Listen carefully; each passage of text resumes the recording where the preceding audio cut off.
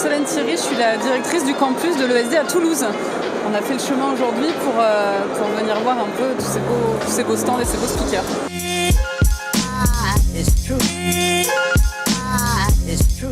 Bien sûr, déjà je suis ravie de pouvoir les accompagner, de pouvoir partager cette expérience avec eux. Et puis en plus on a la chance d'avoir un des tuteurs d'une des étudiantes qui est sur le stand Google et qui va nous faire une petite visite privée du stand Google. Dans le cadre, évidemment, on est l'école supérieure du digital, donc ça paraît être aussi un moment incontournable pour nous, la pédagogie, mais aussi nos étudiants.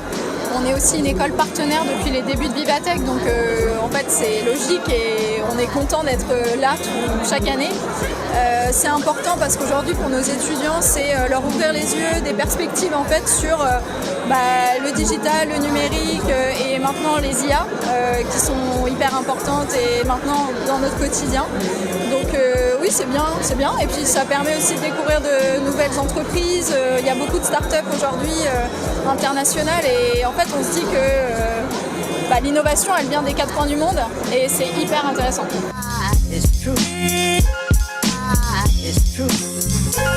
Le salon est très grand, c'est très vaste, donc l'idée c'était aussi de les animer tout au long de la journée avec des challenges comme déjà s'intéresser aux startups et aller récompenser une startup avec un petit cadre ESD Award.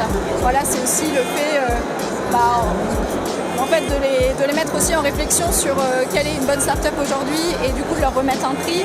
On va leur demander aussi de créer un réseau, d'animer une page Instagram, un Twitter aussi et de parler justement Vivatech. Et on a un hashtag aussi ESD Vivatech pour les suivre aussi sur la journée et voir tout ce qu'ils postent.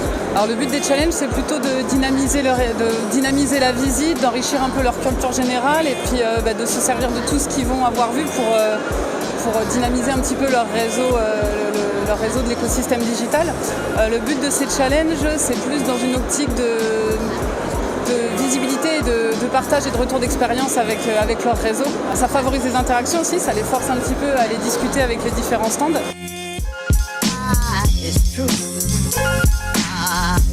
À titre personnel, il y a Christelle Heidemann qui est présente sur le salon. C'est une des 3 femmes présentes au CAC 40, il n'y en a déjà pas beaucoup, donc elle est là sur le salon. Il faut savoir aussi que là, en fait, sur la trentaine de speakers qui sont prévus sur le salon, il n'y a que 9 femmes. Donc du coup, c'est peut-être bien aussi d'aller à la rencontre de ces femmes qui ont percé dans le milieu de l'innovation, du digital et de la tech. Donc c'est peut-être un petit clin d'œil d'aller rencontrer ces speakers. Moi, le stand qui m'impressionne, c'est L'Oréal aussi avec Lancôme, qui aujourd'hui apporte des solutions pour les personnes à mobilité réduite pour se maquiller. En fait, donc ça paraît un peu la beauté.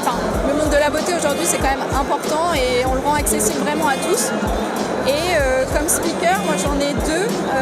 Il y a Marie Castelli qui intervient aujourd'hui dans le cadre un peu de l'économie circulaire puisqu'elle travaille chez Back Market. Et on a aussi un géant aussi dans le e-commerce Alibaba, avec le site Alibaba et donc Michael Evans.